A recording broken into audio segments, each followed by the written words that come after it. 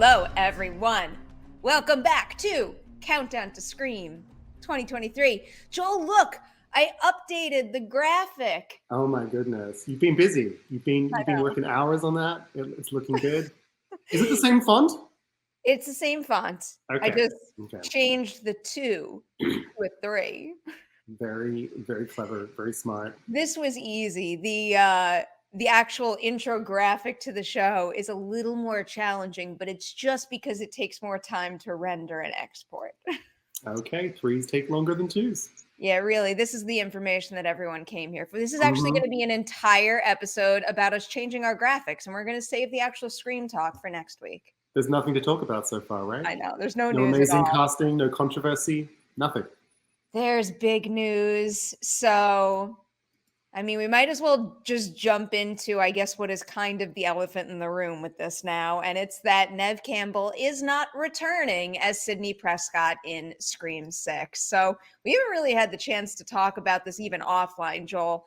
No. So when those rumors first started to bubble up, my mentality was, hold on, guys. First of all, it is not even official. So we don't want to get carried away with it too soon. But if she returns, great. I think Sidney's a great asset to any Scream story. But if she doesn't, that's okay too, because I think based on what they put the character through in Scream 5, she's kind of earned a little time off, a little time to really, basically enjoy her winnings, the thing that she fought for, which is, kill the killer so she could sleep easy knowing that her family is safe. I get that. But then the deadline report hit. And that included some quotes from Neve Campbell that were a little upsetting.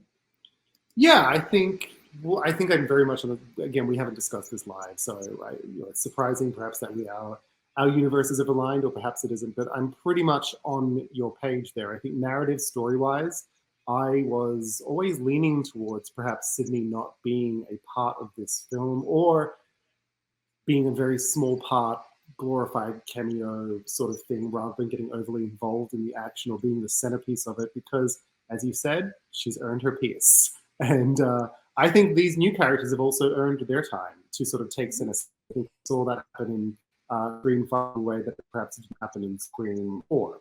So I think narratively it makes sense, and I was kind of like slightly hopeful that they do that as well.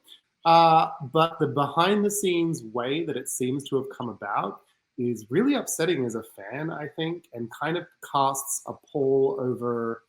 It's an early poll. Films can come out from under these sorts of circumstances sometimes, but it's not a nice story. So no. It sounds like negotiations. Neve was asking for, frankly, probably exactly what she's worth to this franchise, particularly when you look at the performance of the last film. A lot of people sort of put that on the fact that legacy characters were returning along with the new cast. That put butts in seats. She is pretty much as big as it gets in the horror world. So I do think it's fair for her to advocate for what she's worth and to demand the value that she brings to the series. And if she's not getting it, I fully respect that she's walking out. But it does make me feel like the studio, etc., it's given me bad juju vibes a little bit. Yeah, so just in case anyone does not know, here's the quote that she gave. As a woman, I've had to work extremely hard in my career to establish my value, especially when it comes to Scream.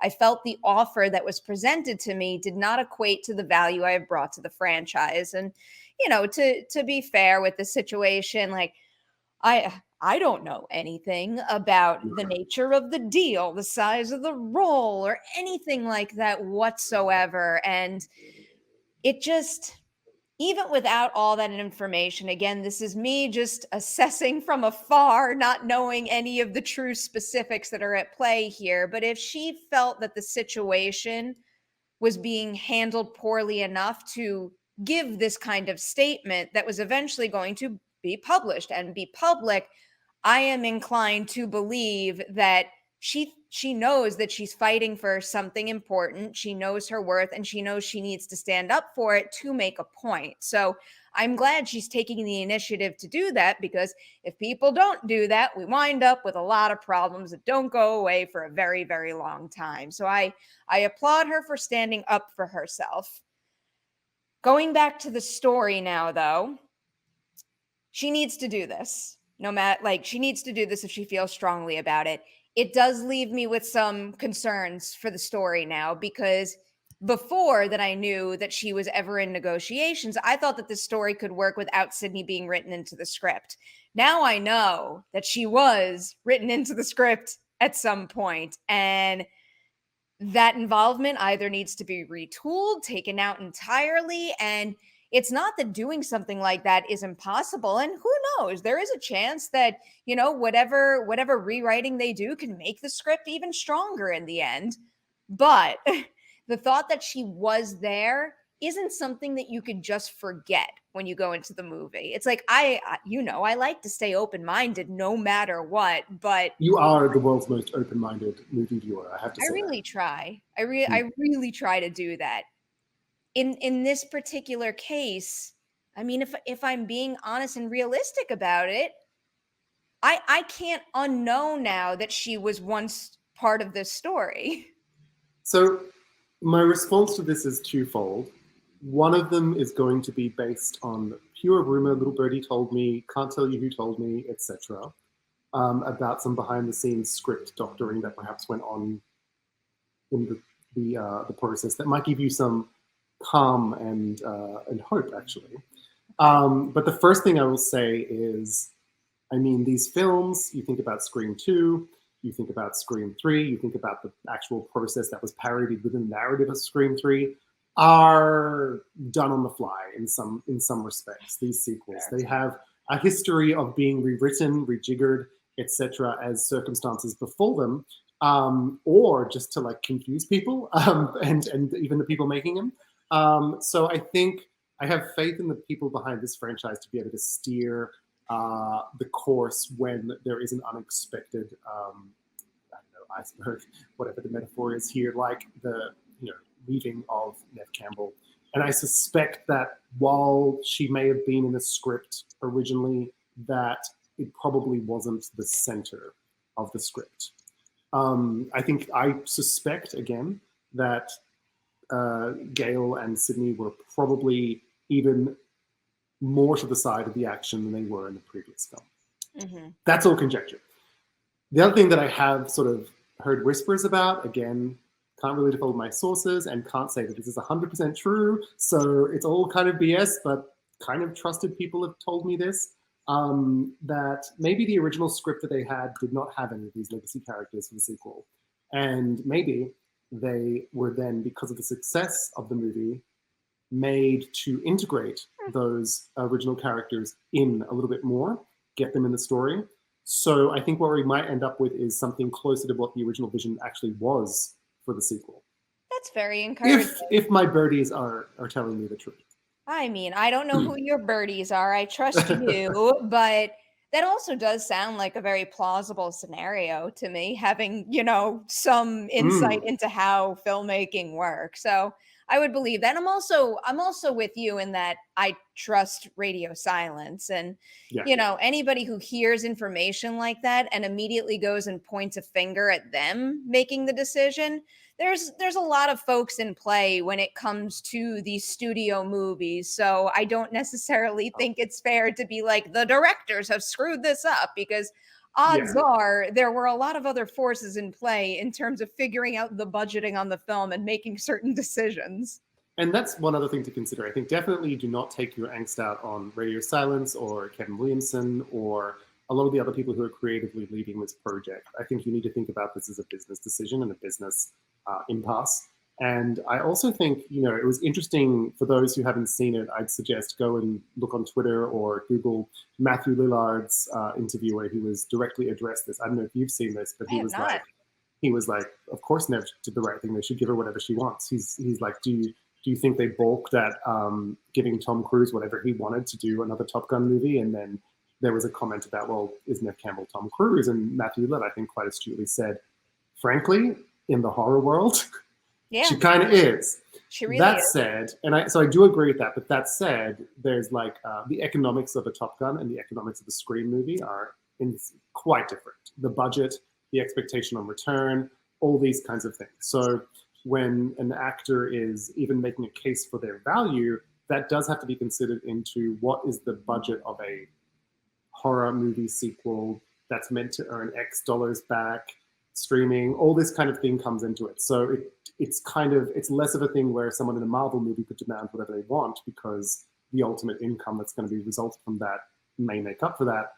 In this kind of movie with this kind of budget, I think it becomes a complicated business decision for Paramount.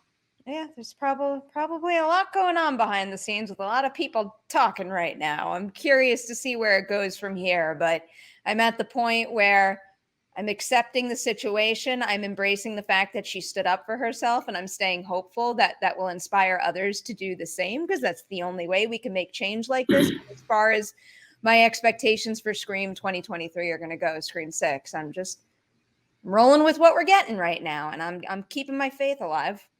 One question I do have for you, because when this Okay. story first broke, although I think it's been too long now, I did wonder whether this was a step in negotiations, or whether this was kind of like a really This power doesn't. move. But now I feel like it's final. So you're saying when someone releases a statement like this in order to push the negotiations in their favor, right? Yeah, I was wondering whether this was a move where get the fans so angry Yeah. that this could pressure the studio, but I do feel it felt final. I've heard a little bit of that, in the comment sections on videos, on Twitter. I don't believe that that's the case whatsoever here. I mean, this is a pretty strong statement. So Yeah. I don't necessarily think it's the kind of thing that you throw out just to, have the pendulum swing in your direction. I think this is well, here's where we landed, and now I have to say my piece kind of thing. Because I feel like a lot of times when we talk about someone trying to influence the negotiation process, or even an actor out there who wants a dream role, so like we'll casually bring it up in an interview to get a headline and get fans talking. It's like two completely different types of things here. Yeah. And just one final note before we go away from this. I think what's important to know is that this does not necessarily mean the end of Sidney Prescott within the Scream franchise. This is Sidney Prescott not featuring in Scream 6. Mm-hmm. And one would suspect if Scream 6 is anywhere near as successful as Scream 5, we will probably get a Scream 7, we will probably get a Scream 8, and there will be opportunities to catch up with Sidney then. Maybe it will make less money, and they will then come back to the drawing board and be like, hey, here's a bucket of cash. Yeah, really. You never know. Anything can happen. All right, let's roll into the next phase of this now, which is sadly losing the most important cast member of the Scream franchise, but also adding a whole bunch of very exciting people. And I feel like Absolutely. The only place to start in this sector is, because we haven't talked about this live together either, is Kirby, is Hayden Panettiere coming back, which is huge, huge news. I think we both probably had a feeling it was going to happen, given what Radio Silence had said about how they were considering including her in Scream 5 and how they'd even had a conversation with her. So I felt like all roads were leading here. But the fact that it's official now gets me very excited, and I think it's going to serve this next movie quite well. I am so thrilled. And, again, narratively, I think the absence of Neve kind of opens up the space for the reintroduction of someone like Kirby with this group.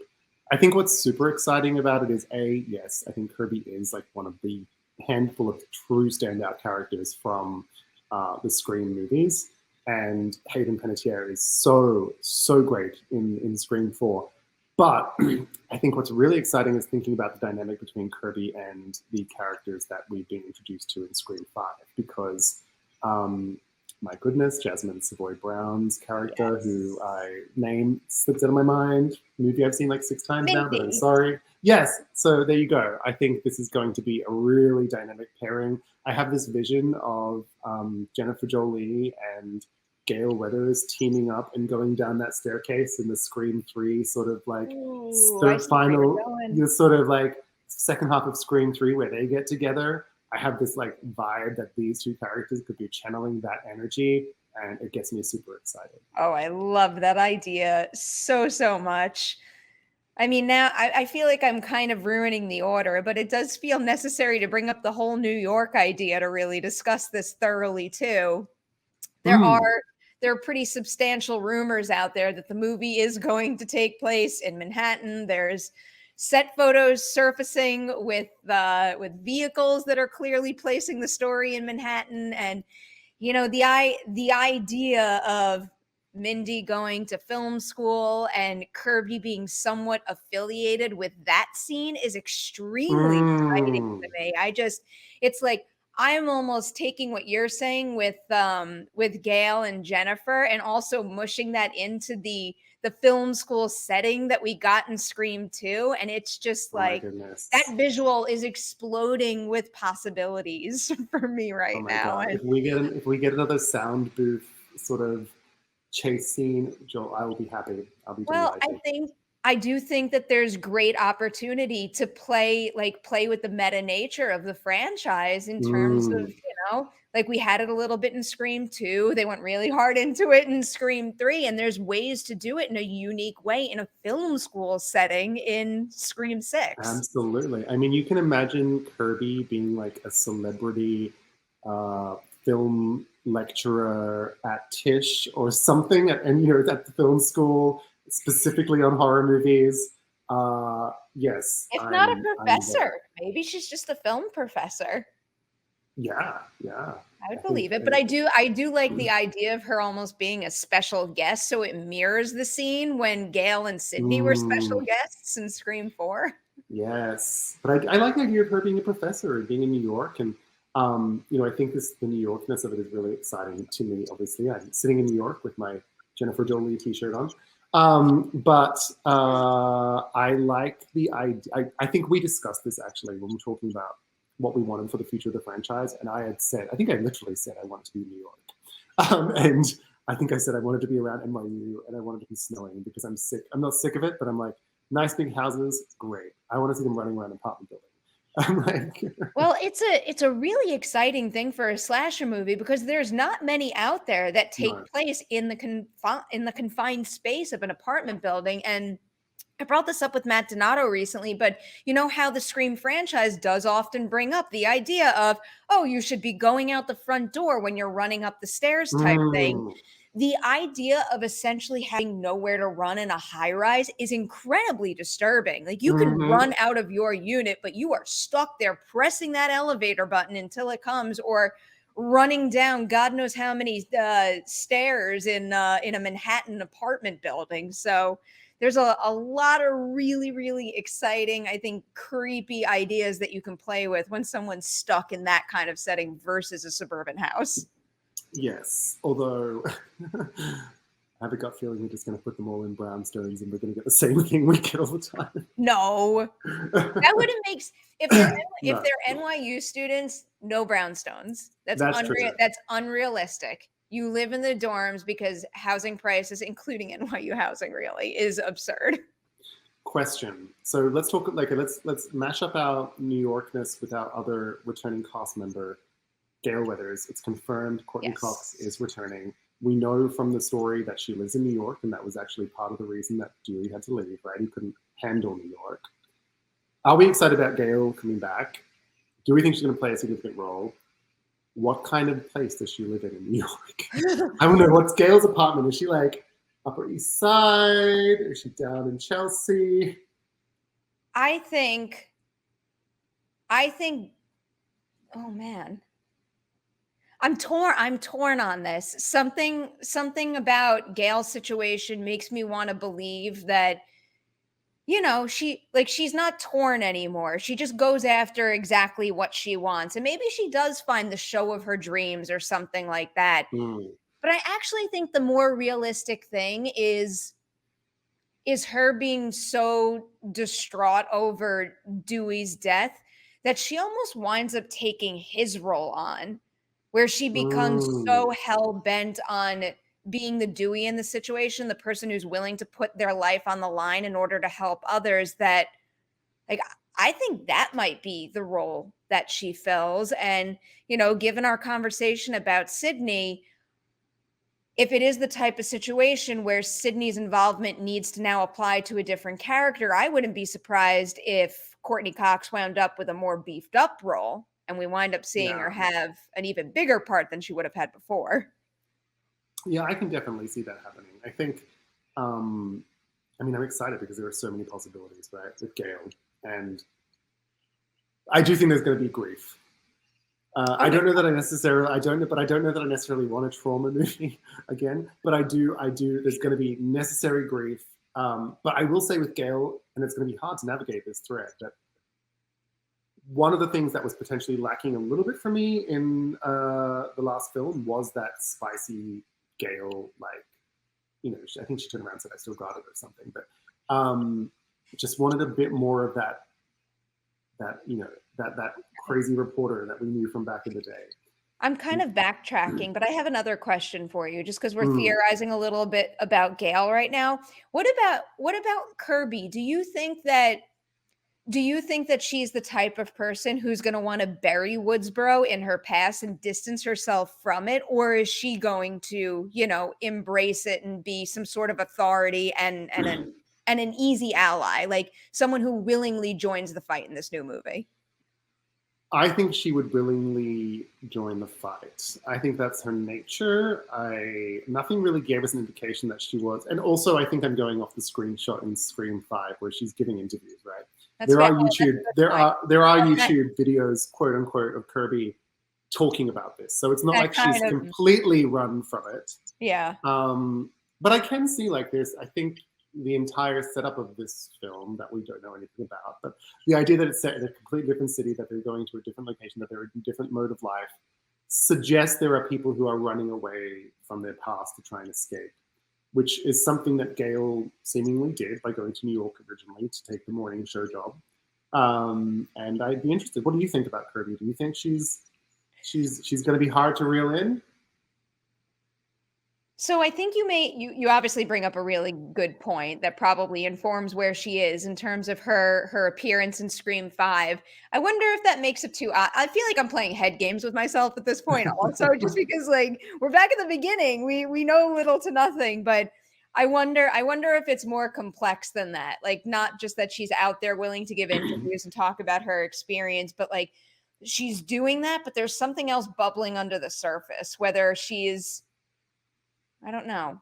Maybe there's an unusual reason she's doing that. Like, I don't want to say she's like putting on a show doing that, but really has something else going on. But I don't know. It feels like it's not going to be as straightforward as that. No. I mean, I think she's obviously going to have trust issues.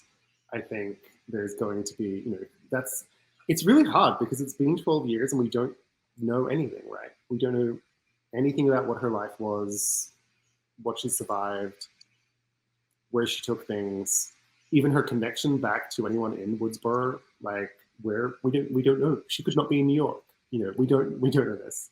We're going off some set pics taken in Montreal featuring some NYPD things. So I think I'm curious about both of these women and excited to see the degree to which they step up. But I don't think they will repeat the beat where Dewey was so hard to reel in.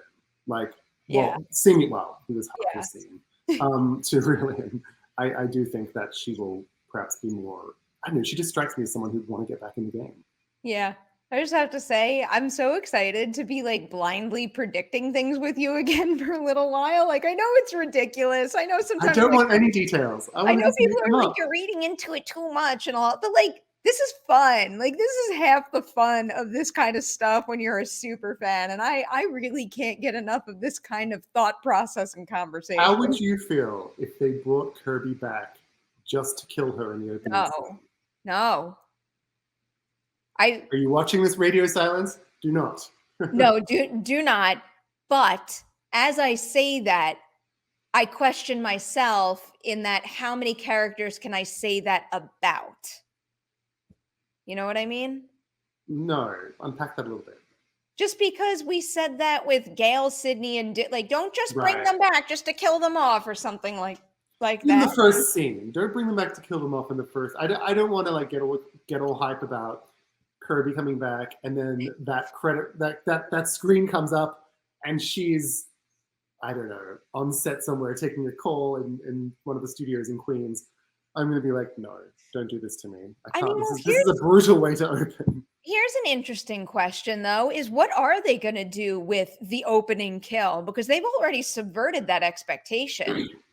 Like, is it going to be enough to go back to how it was and have someone die in the opening sequence? Are they going to fake us out again? Do they need to find like a different, I don't want to call it a trick because that feels like it's making it less than, but do they want to, find a different path to subvert our expectations again? I mean, it's very hard to say. You know me, I'm a traditionalist. I Mm-hmm. would like them to cast a celebrity, have them die in opening scene, and make it slightly less meta than it has been perhaps in the last two. That would be my feeling. Okay.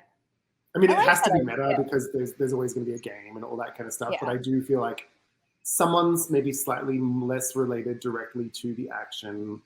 Just give me a terrifying, fun opening scene in an apartment, in a subway, in like what else is in New York? In a Shake Shack? I don't know. They're gonna pull a Scream 4, and the opening scene of the movie is gonna be Mindy's school film, like a film school assignment.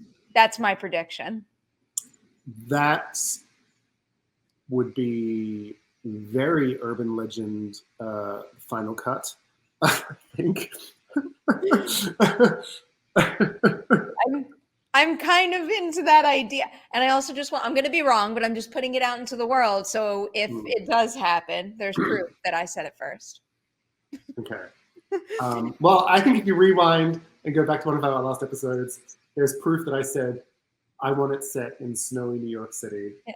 So We got what we ask for, apparently we may get. We got a lot wrong, but we also got a lot of little things right over time.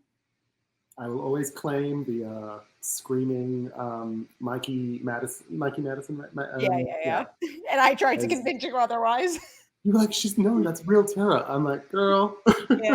Yeah. I'm too trusting. We all know that about me already. Yeah.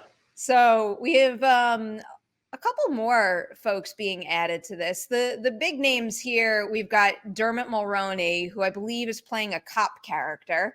Mm-hmm. I mean, pressure's on, man. I got faith in you, but that's a big role to fill in this franchise. We have Henry Czerny also. I didn't see anything about who he's playing. Did they say? No, I don't think so. But my mind immediately goes to professors. I don't know why. Oh, well, that makes sense. There's because they're casting some sort of like more mature actors in this that we maybe typically see cast this early. Liana Liberato has me very excited. She's very, very, very talented. I've seen her in a bunch of things at this point, and I think that's a big, big win. The last thing I watched her in was it's called To the Stars, and the movie overall isn't the greatest thing, but she does a lot with a very, very challenging role. And I never actually. Did you ever watch The Beach House? I heard mixed things, so I ended up bumping it down my list. But point being, she's great, and that's another great addition to this franchise. This young cast is actually really interesting, although I don't know much about them. I will say that. I know that Champion is apparently in Avatar sequels. That's going to be their big break.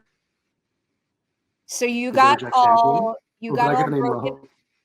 broken up-y. So I think you said Jack Champion, right? I did. Am I still breaking up? No, you're not. You're clear now. Okay, Jack Champion, who's in, I think it's going to get a break from the Avatar films. Yeah, so that's definitely a good sign. He could be in for quite the breakout, not year, but 2 years if everything does pan out. But that sounds like a very promising addition. And, then there's a couple other names here who I really don't know very much about. But I'm excited to There more is about the guy who plays Lance. What's his name on the other two? Sorry, I do have this up in front of me. I apologize. Josh Segarra, he may be in Arrow as well, but he plays a character, I believe, called Lance on the HBO comedy series The Other Two, which is just an incredibly funny show set in New York. And he plays a kind of goofy, lovable boyfriend or ex-boyfriend to one of the central characters, and he has comic timing incredible. He's so charming. That man has charisma like going out of style as well. He's going to be in She-Hulk too. Okay. That's very cool. That show.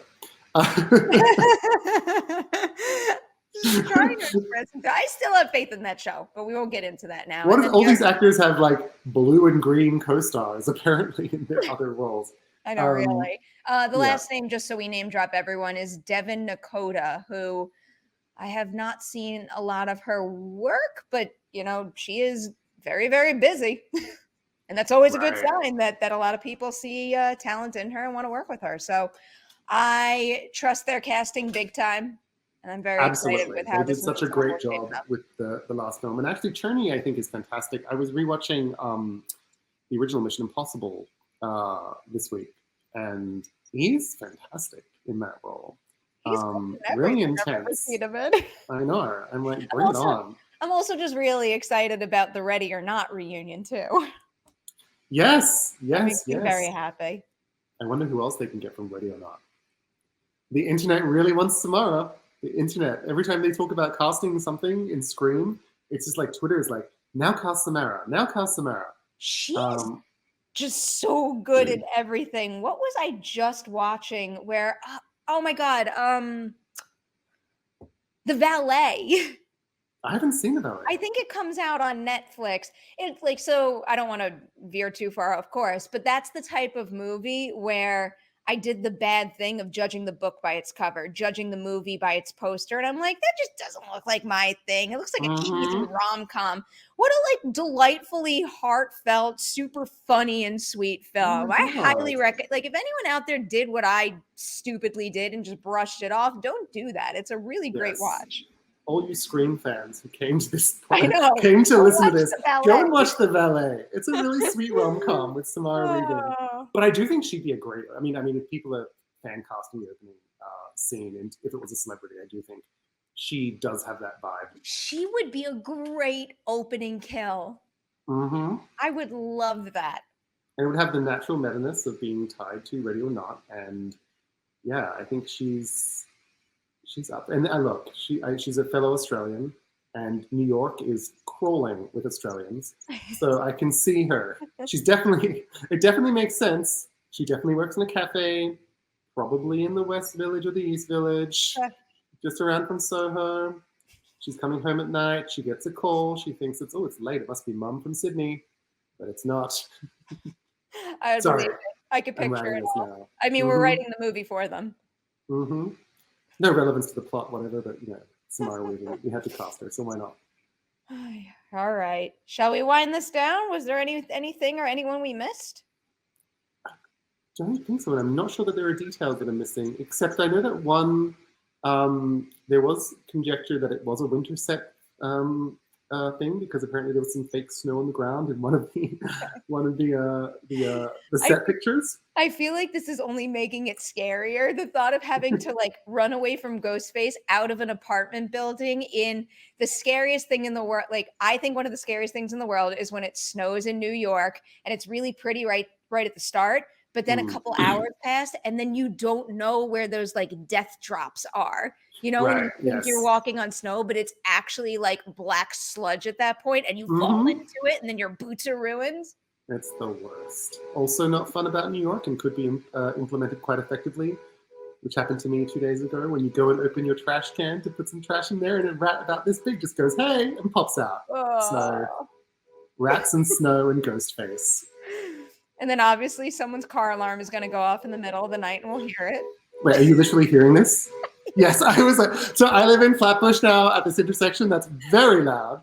So there you go. Oh, one other thing I will say, if people are fans, go and follow, is it Creepy Duck, who does the artworks on Twitter? I think it is Creepy Duck. Yeah. I saw that art. He did a couple of, I'm not sure. They did a couple of fan posters for Scream 2023 on the sort of assumption that it is based in New York. And it's got some really, really cool things.